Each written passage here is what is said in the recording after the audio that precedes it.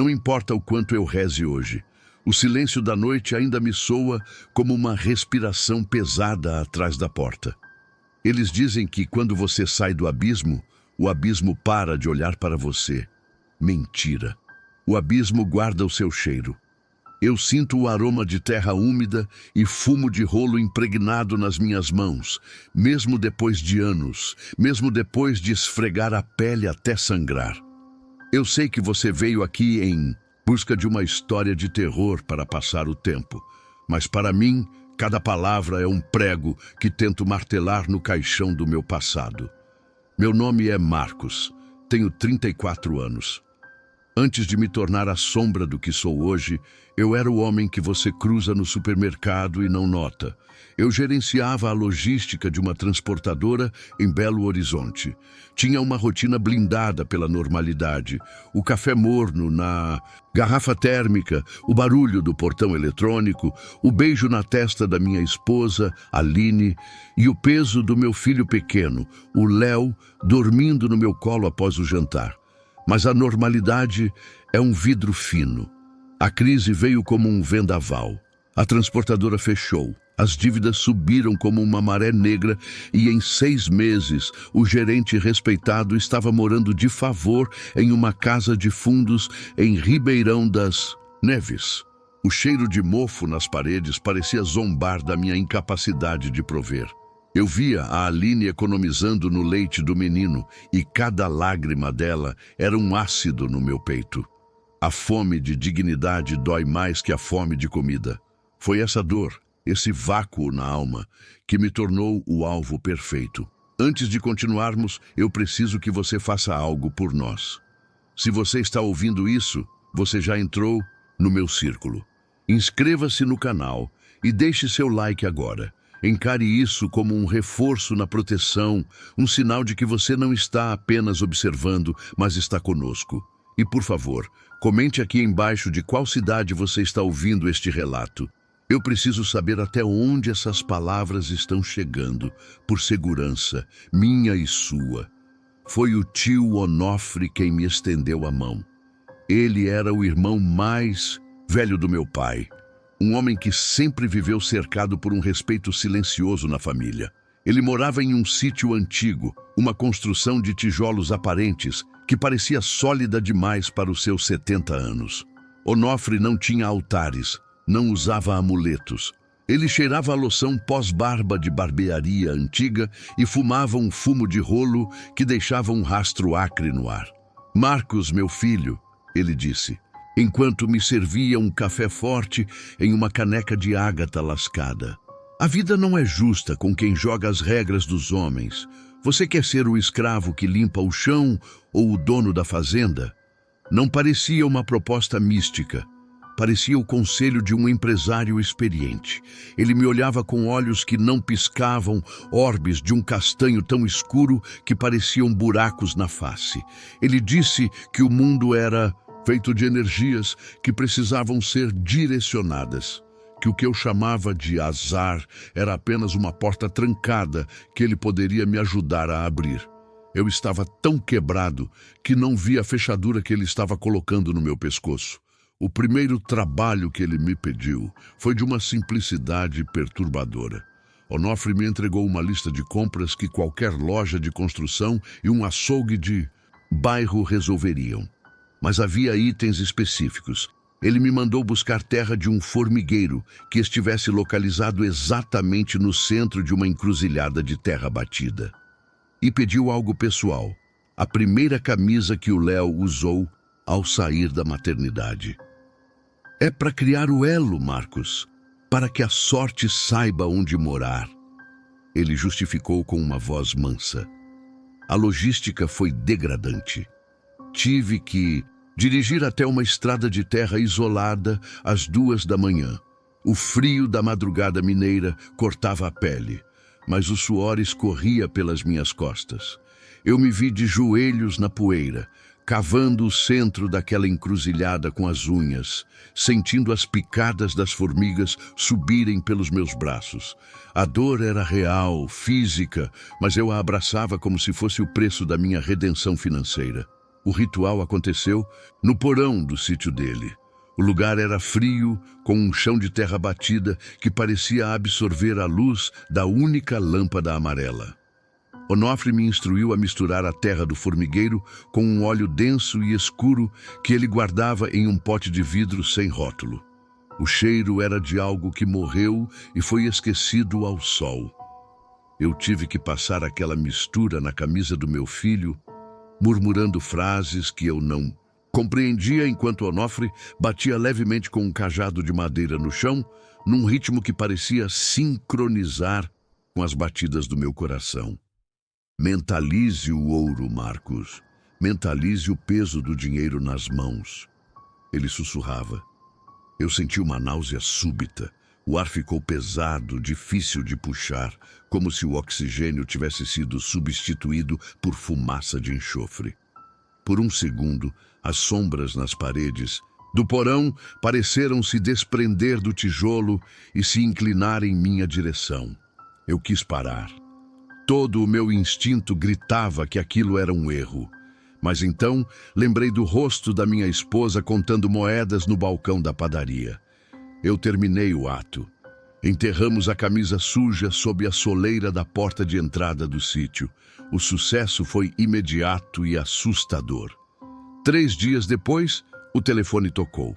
Uma empresa de logística de grande porte, para a qual eu tinha enviado o currículo há meses sem resposta, me chamou para uma entrevista de urgência. A vaga era melhor que a anterior.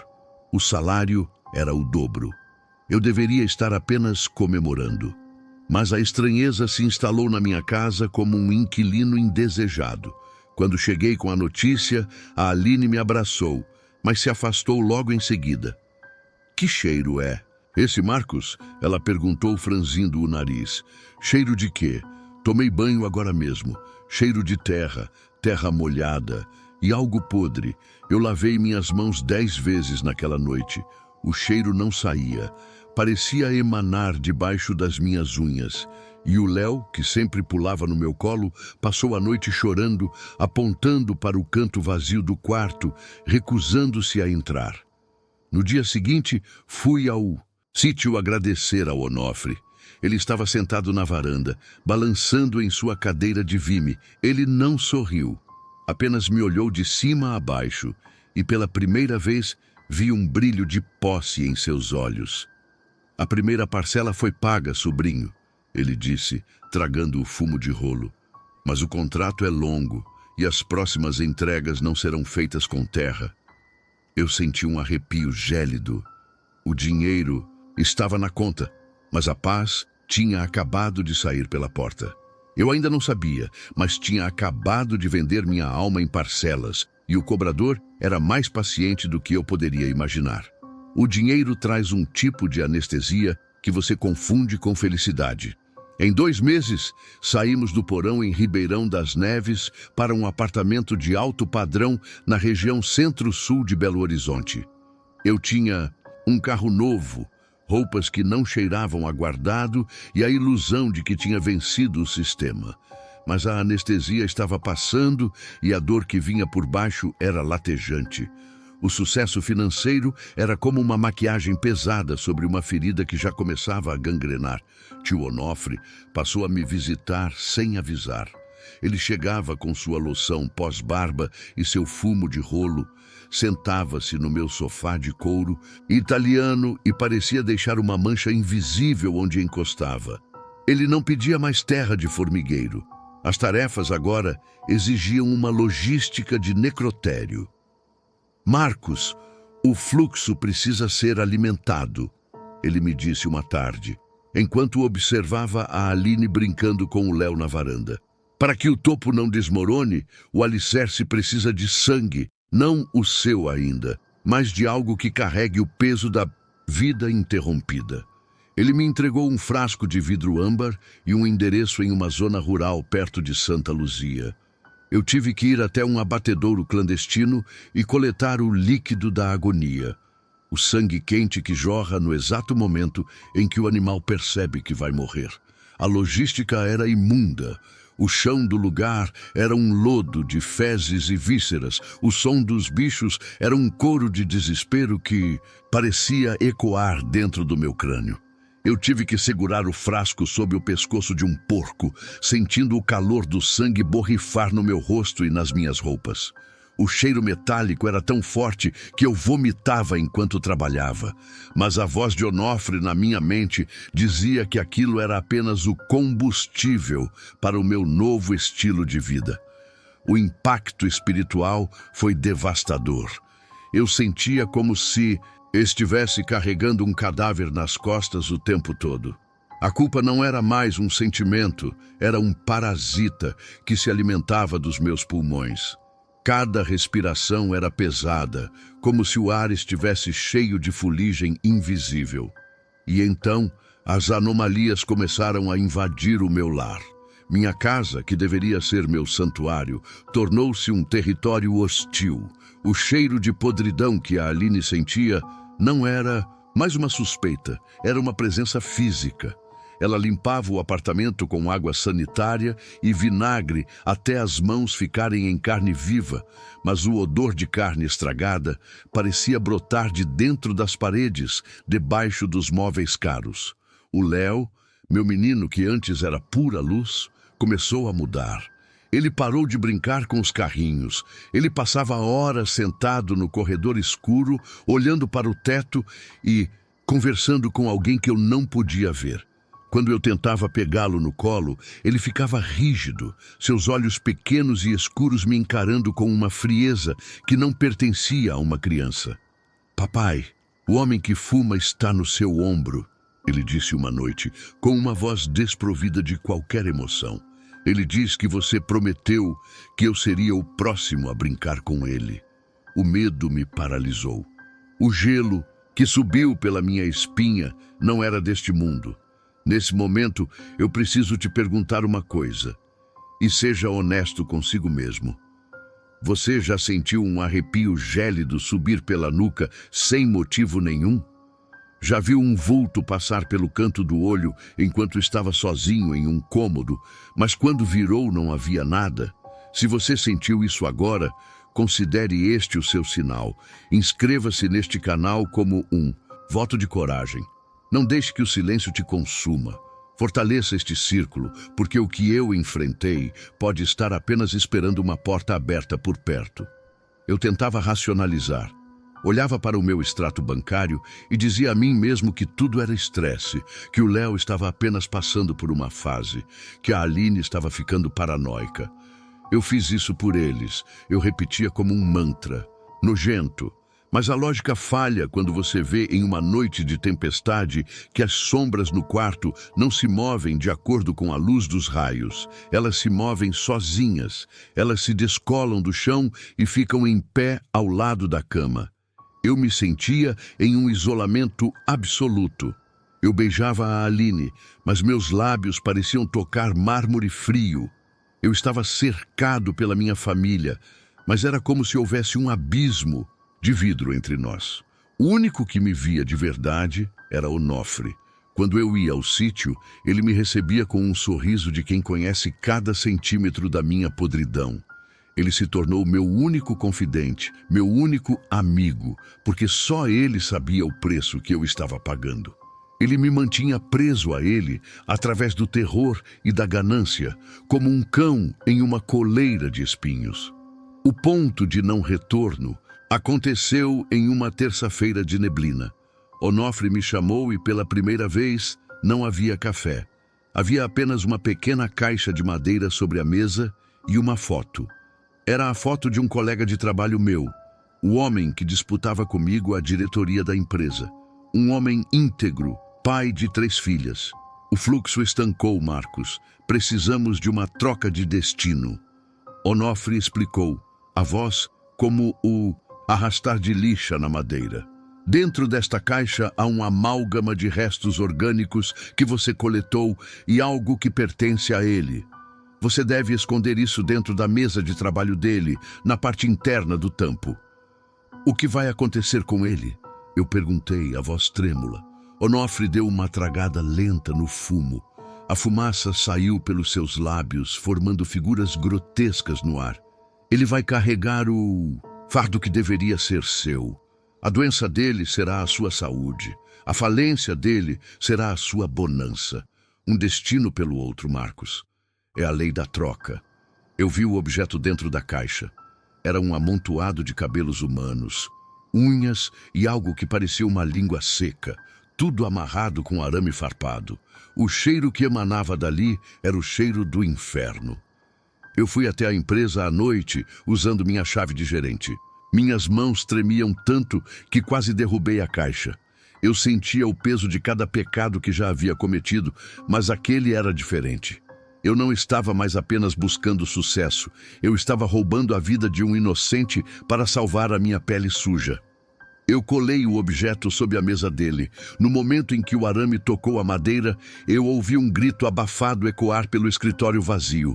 Não vinha de fora, vinha de dentro de mim.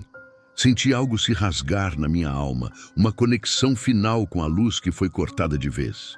Saí de lá tropeçando, sentindo o gosto de sangue na boca. Eu tinha atravessado a linha. Eu não era mais uma vítima das circunstâncias ou um homem desesperado. Eu era um carrasco. E quando cheguei em casa e vi o Léo me olhando da escuridão do corredor, eu soube. O que eu tinha feito com aquele homem era exatamente o que o Onofre estava se preparando para fazer comigo. O contrato estava chegando ao fim e o pagamento final não seria em dinheiro, seria em alma. E a minha já estava em pedaços. A recusa foi o momento mais silencioso da minha vida. Onofre me pediu o que eu já temia. Ele queria que eu levasse o Léo até o sítio para uma apresentação de herança. Eu sabia o que aquilo significava. Eu não era mais o gerente de logística. Eu era o homem que tinha visto o sangue de inocentes e colado a desgraça sob a mesa de um colega. Mas o meu filho era o limite da minha podridão. Quando eu disse não, o mundo pareceu parar de girar. Onofre não se levantou, não bateu na mesa, nem sequer mudou o tom da respiração. Ele apenas ficou em silêncio por 10 segundos que pareceram horas, tragando seu fumo de rolo. Ele me olhou com uma pena profunda, a mesma pena que um carrasco sente por alguém que escolhe a corda mais áspera. Então aprenda a lidar com as consequências da sua escolha, Marcos, ele disse, com uma voz seca, quase um sussurro. Ele se levantou calmamente, ajeitou a camisa de linho e saiu da minha sala.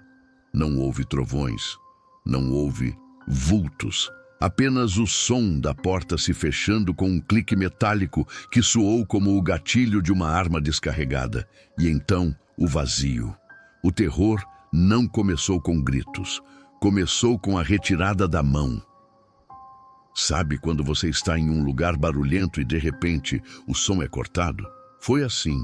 A proteção que o pacto me dava, aquela aura de invencibilidade que fazia o dinheiro fluir e as portas se abrirem, evaporou.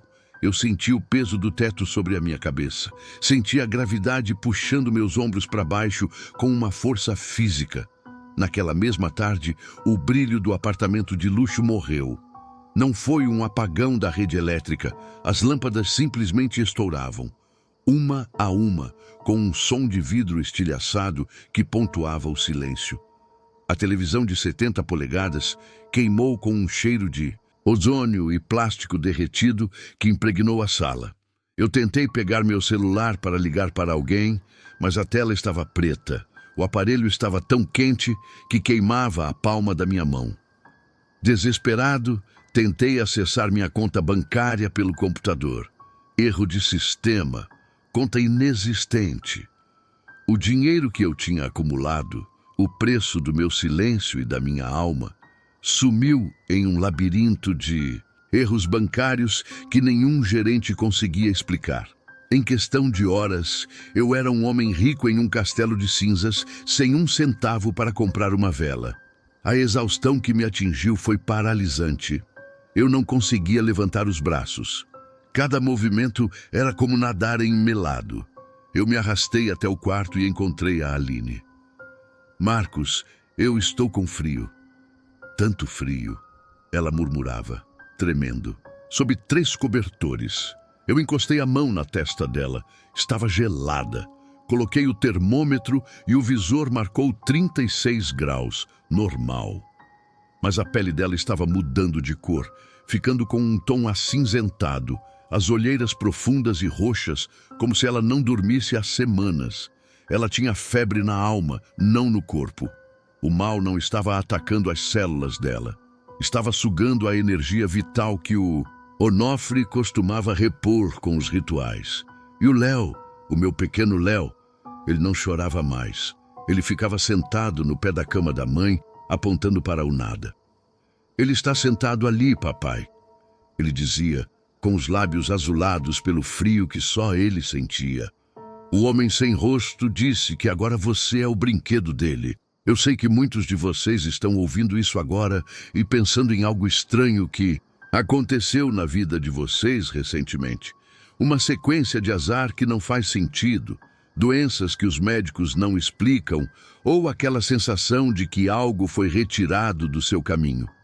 Se você sentiu um calafrio agora, deixe um amém ou uma frase de luz nos comentários. Sua energia ajuda a manter este canal seguro. Não brinque com o que você não vê. A casa se tornou uma prisão de ecos. O cheiro de algo podre que antes era uma suspeita, agora era uma parede invisível. Eu revirei o apartamento, rasguei o estofado do sofá, quebrei rodapés buscando um rato morto, um resto orgânico. Nada. O cheiro vinha do ar. Vinha do meu próprio hálito. À noite, o som de passos no andar de cima, onde ficava apenas a cobertura técnica vazia, era constante. Um arrastar de correntes? Não. Era o som de algo pesado sendo arrastado como um corpo. E o silêncio entre os passos era o pior. Era o som de 1000 olhos invisíveis me observando, julgando cada grama de covardia que eu ainda tinha no corpo. Eu tentei resolver as coisas. Saí de casa a pé, já que o carro novo não dava partida por uma pane elétrica inexplicável. Fui até a empresa. O segurança, que antes me cumprimentava com um sorriso, me barrou na porta. Você foi desligado hoje de manhã, Sr. Marcos. Ordens da diretoria, compliance. Parece que acharam algo estranho na sua mesa. O objeto que eu tinha colocado para destruir meu colega tinha sido encontrado, mas agora a sorte tinha virado e o nome no relatório era o meu. Fui humilhado, escoltado para fora como um criminoso. Tentei ligar para advogados, para amigos, para qualquer pessoa que devesse favores ao Marcos de sucesso. Ninguém atendia. As chamadas caíam. Era como se eu tivesse sido apagado da existência social. Eu percebi, com um gosto amargo de bile na garganta, que o pacto não era uma escada para o sucesso. Era uma redoma. Onofre não tinha me dado poder, ele tinha me dado uma licença temporária para viver no mundo dele. Agora que ele tinha retirado a Synergy, o caos que eu mesmo ajudei a criar estava sendo liberado sobre a minha família. Voltei para casa e encontrei o apartamento na penumbra total. O único som era o da Aline soluçando de dor e o do Léo conversando com a parede. Eu estava impotente. Cada porta que eu tentava abrir se fechava com uma violência espiritual que me jogava no chão. Eu era o dono daquela casa, mas sentia que era um intruso em um território que agora pertencia às sombras. A cada minuto que passava, a presença no quarto ficava mais nítida. O frio era tão intenso que eu conseguia ver minha própria respiração saindo como fumaça no escuro da sala.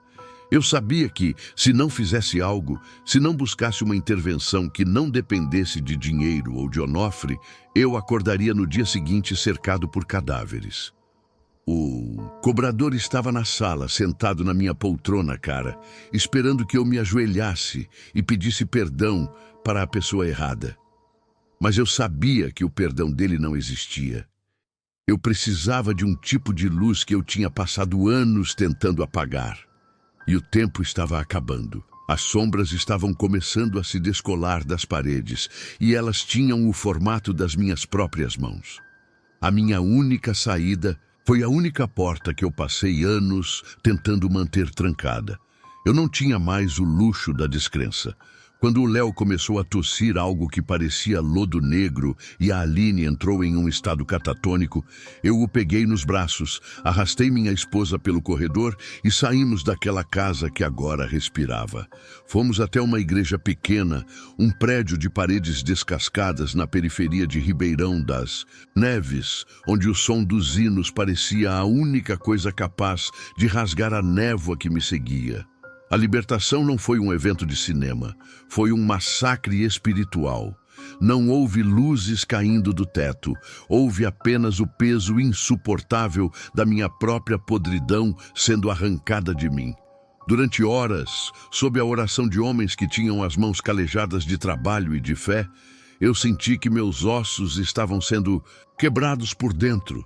Cada vez que um verso sagrado era proferido, eu sentia o cheiro do fumo de rolo do Onofre queimar minhas narinas. Eu gritava, mas a voz que saía da minha garganta não era a minha. Era um som gutural, um coro de agonia de tudo o que eu tinha sacrificado para ter um carro novo e uma conta bancária cheia. Senti como se estivesse sendo esfolado vivo, mas por dentro. Parte de quem eu era morreu naquela noite. O Marcos ambicioso, o Marcos gerente, o Marcos protegido, tudo isso foi queimado. Quando finalmente o silêncio se instalou, por volta das 4 da manhã, eu estava caído no chão de cimento, cercado pelo suor e por um fluido escuro que tinha saído dos meus poros. A pressão no meu peito cedeu, mas o vazio que ficou no lugar era frio. A vida continuou, mas nunca mais foi a mesma. Sobrevivemos, mas somos sobreviventes de um desastre que não deixa cicatrizes visíveis, apenas deformidades na alma. O dinheiro nunca voltou. Hoje moramos em uma casa simples, onde cada conta paga é uma vitória e cada refeição é um alívio. Mas o preço está nos olhos do meu filho. O Léo agora é uma criança silenciosa.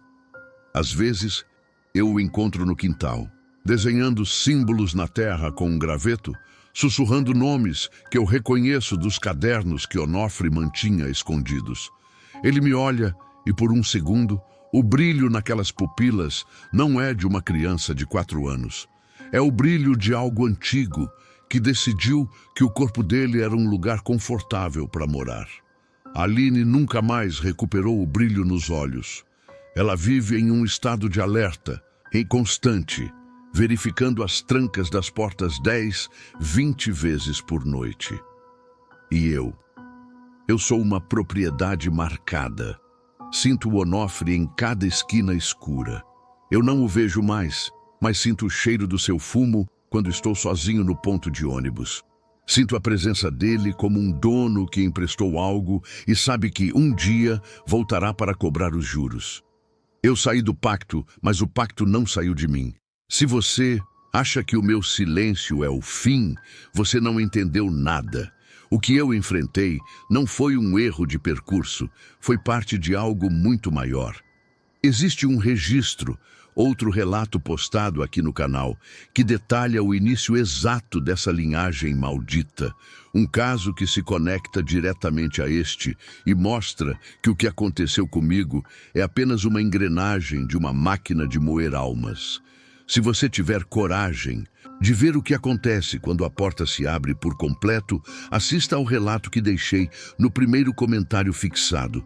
Mas esteja avisado, depois de ouvir aquilo, não há mais volta. Você passará a ver o mundo como ele realmente é. Um açougue onde nós somos a carne. Agora eu preciso falar com você. Sim, você que está com o fone de ouvido ou ouvindo isso pelo alto-falante do celular no escuro. Ao contar essa história, eu quebrei um silêncio que deveria ter sido mantido.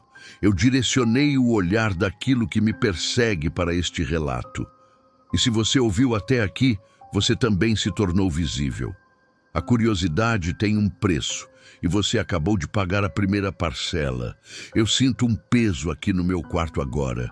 O ar ficou mais denso, como se houvesse mais alguém respirando além de mim. E você? Onde? Você está agora? Que horas são exatamente no seu relógio? Verifique o horário e olhe ao seu redor. Você sentiu alguma mudança de temperatura enquanto eu falava? Um arrepio que não deveria estar aí? Comente aqui embaixo o horário exato em que você terminou de ouvir isso e se sentiu algo estranho. Eu preciso saber. E um último conselho, antes que o silêncio tome conta. Levante-se agora. Verifique se as janelas estão fechadas. Verifique se a porta da sua casa está realmente trancada. Às vezes eles não precisam que você os deixe entrar. Eles só precisam que você acredite que eles não estão aí.